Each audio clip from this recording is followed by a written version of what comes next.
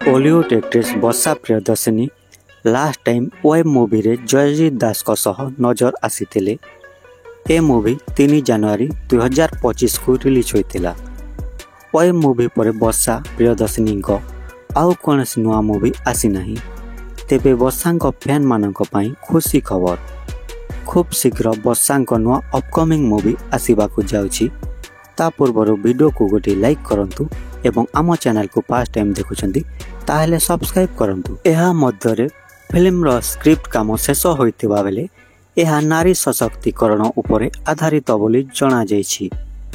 बॉबी इस्लाम ए movie रो निर्देशना देउथिबा बेले मलय मिश्र ए मूवी रो म्यूजिक डायरेक्टर अछंती।